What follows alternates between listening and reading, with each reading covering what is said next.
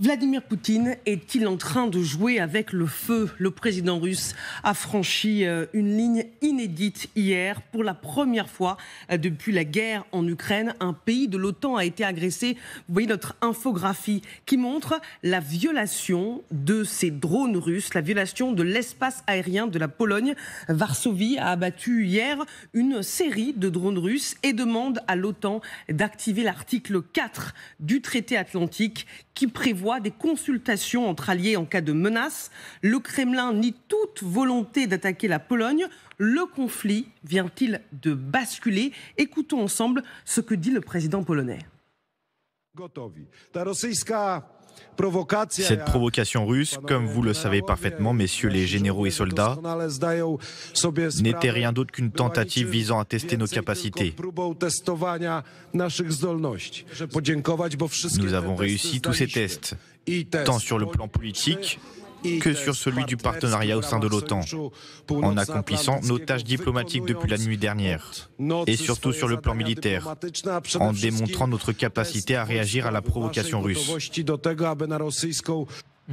Et on a appris, il y a quelques minutes, qu'une réunion d'urgence du Conseil de sécurité de l'ONU se tiendra demain sur l'intrusion de ces drones russes en Pologne, où l'on va retrouver notre envoyé spécial Thomas Misraki. Bonjour Thomas.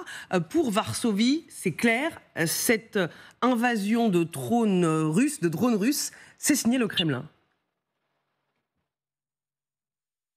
Ah oui, effectivement, c'est une véritable contre-attaque politique sécuritaire qu'a décidé de mener la Pologne. Alors, politique, tout d'abord, vous l'avez évoqué, la Pologne est sur tous les fronts. Elle réclame une réunion extraordinaire du Conseil de sécurité de l'ONU. Cette question sera aussi débattue au Parlement européen. Et enfin, vous le savez aussi, elle a déclenché l'article 4 de la charte de l'OTAN. Sécuritaire également, avec l'annonce ce matin même d'une no-fly zone sur ses frontières orientales. Il faut comprendre les frontières avec l'Ukraine et avec la Biélorussie. Plus de vols commerciaux, sauf à de très rares exceptions. La Pologne qui demande à ses alliés de l'OTAN de lui fournir davantage d'équipements en matière de défense antiaérienne et puis qui montre les muscles sur le terrain avec un exercice militaire géant. 30 à 40 000 hommes qui sont mobilisés en Pologne pendant quelques jours pour tester tous les scénarios possibles. Cet exercice est aussi évidemment une réponse à ce qui va débuter demain, Zapad 2025. Russes et Biélorusses vont eux aussi manœuvrer ensemble et notamment pour se préparer à utiliser l'arme nucléaire.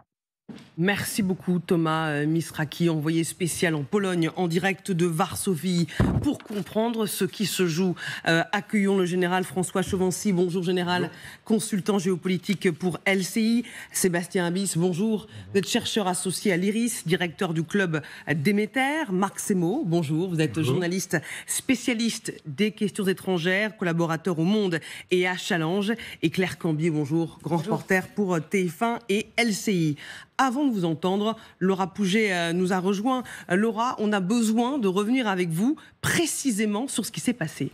19 drones russes ont franchi l'espace aérien polonais cette nuit-là, la nuit de mardi à mercredi, selon les autorités du pays. Au même moment, la Russie lançait une attaque contre l'Ukraine en y envoyant 415 drones. Les premières incursions en territoire polonais ont commencé vers 23h30.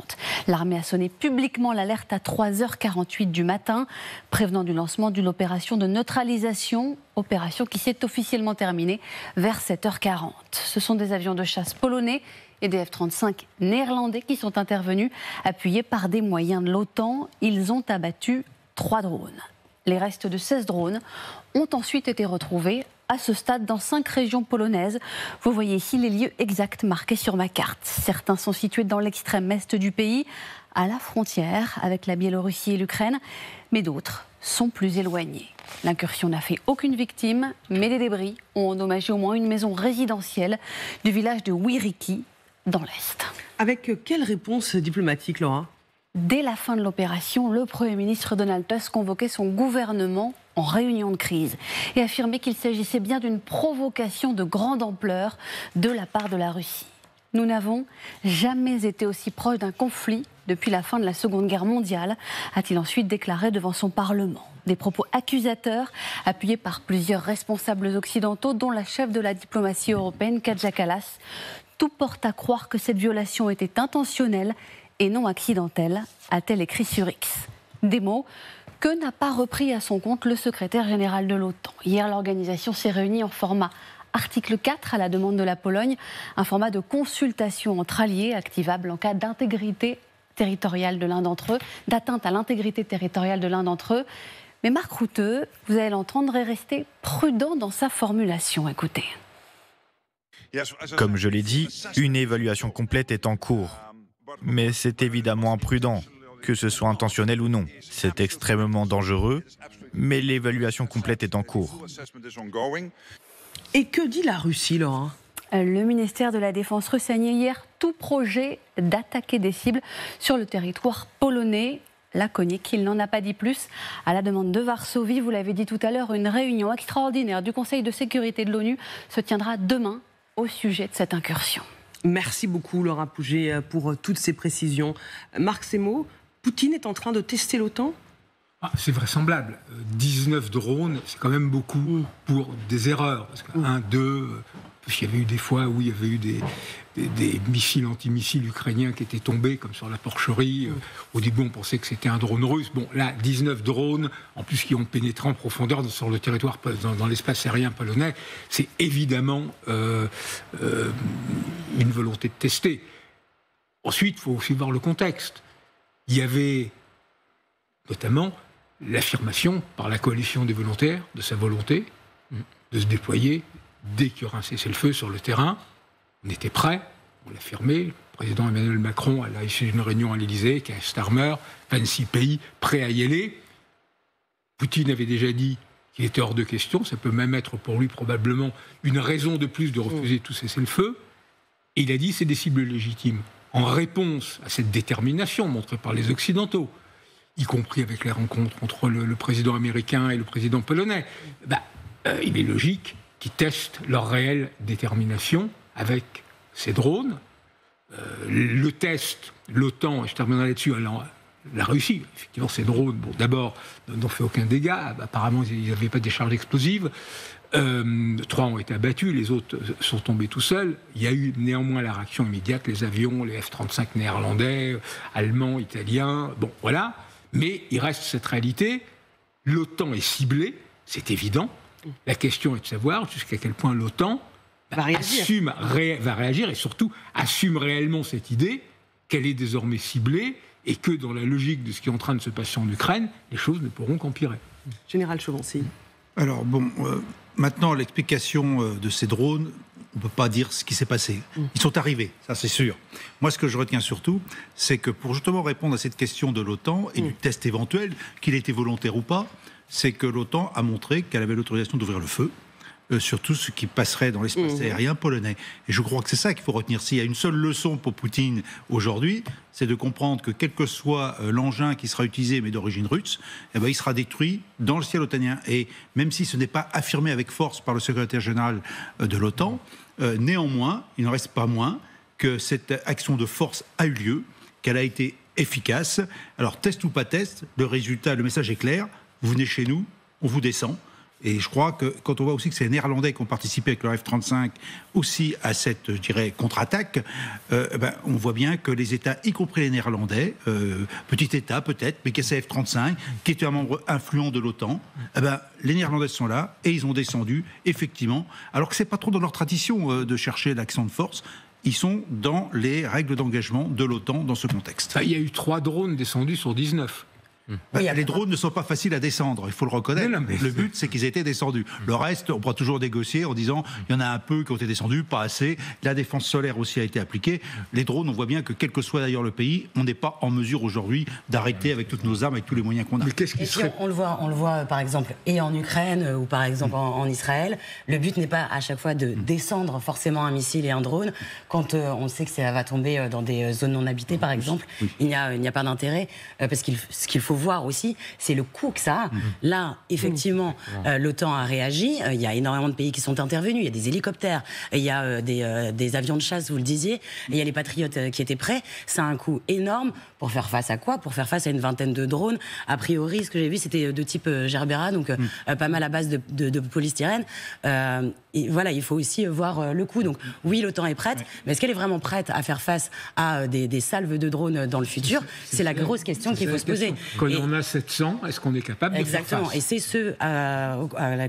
la situation à laquelle fait face l'Ukraine quasiment tous les jours. C'est la question suivante. Dès lors qu'il y a effectivement des drones qui sont arrivés de Russie en Pologne, je pense que l'OTAN va se remuer rapidement pour donner des moyens contre les drones d'une manière plus importante. Sébastien Bis. Oui, pour aller dans le sens de ce qui vient d'être dit, c'est en fait on est évidemment le signal est non négligeable, il ne faut pas sous-estimer ce qui vient de se passer, mais on est encore un peu dans l'ordre de la symbolique et du test. Symbolique parce que est-ce qu'il fallait tout détruire et engager des moyens militaires et économiques conséquents, sachant qu'il y a quand même un gros débat qui monte en Europe dans les sociétés européennes sur le coût de la guerre en Ukraine et du soutien des Européens sur cette guerre. Et parallèlement, il n'y a pas eu non plus 400 drones envoyés par la Russie d'un coup. Le coup d'après, c'est quoi ? Est-ce que ce genre d'épisode s'intensifie en volume de drones, éventuellement qui iraient tester les Polonais, les Suédois, les Finlandais, etc. Est-ce que c'est en fait des opérations répétitives sur plusieurs jours, voire tous les jours, etc. Comment éventuellement la Russie va vouloir intensifier ce genre de test? Et face à cette intensification de tests, comment l'OTAN, l'Europe, les États-Unis, ça fait peut-être 3 parties prenantes très distinctes.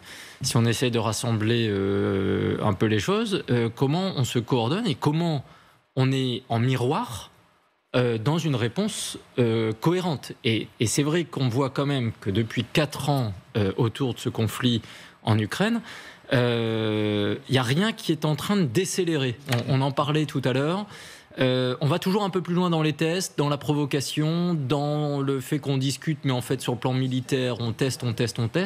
Et aujourd'hui, on a toutes les raisons de penser aussi que certains veulent sortir ce conflit du seul périmètre ukrainien et du seul territoire ukrainien. Et ça, c'est un des tests peut-être des prochains mois qu'il ne faut pas sous-estimer.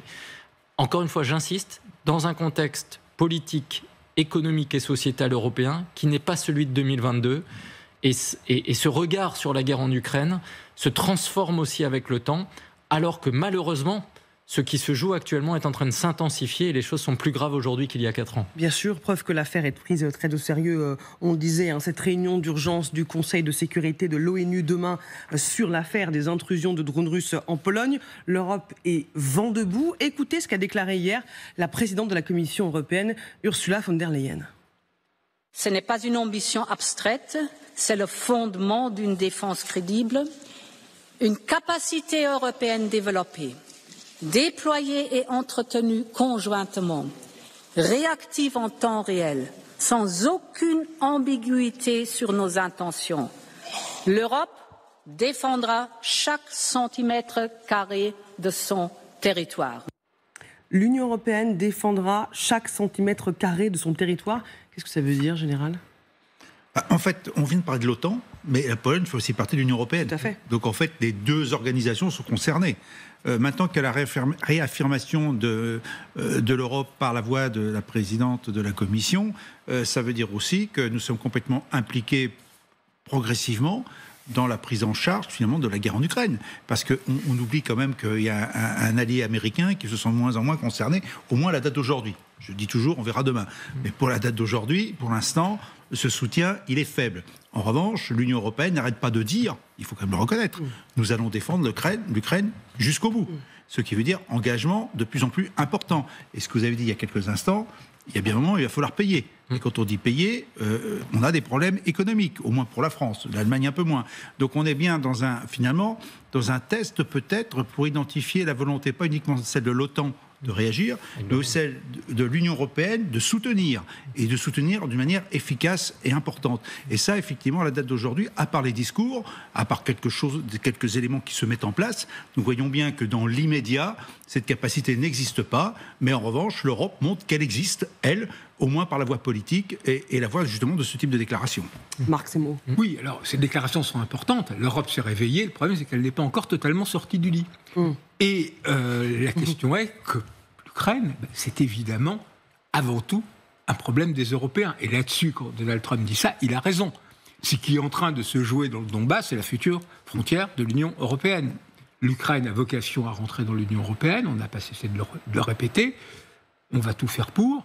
La question, c'est, une fois qu'elle est dans l'Union européenne, d'ailleurs, même si elle n'est pas dans l'OTAN, elle bénéficie de l'article 42.7 des traités européens, qui fait que la protection est encore plus forte que celle de l'article 5 de l'OTAN, puisque la réponse n'est pas « doivent examiner les moyens d'y répondre », mais doivent intervenir en soutien aux pays agressés. Donc c'est beaucoup plus protecteur. Le problème, c'est qu'évidemment, l'Union européenne n'a pas les moyens militaires de l'OTAN. Mais d'une certaine façon, ce qui est en train de se jouer maintenant, c'est l'acquisition par l'Europe de ces moyens. Il ne faut pas oublier quand même une chose qu'on oublie trop souvent, le budget cumulé de l'ensemble des pays européens en matière de défense, c'est plus de 400 milliards d'euros.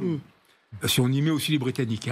Dans tout ça, ils y sont. Ce qui est plus que la Russie, plus que la Chine.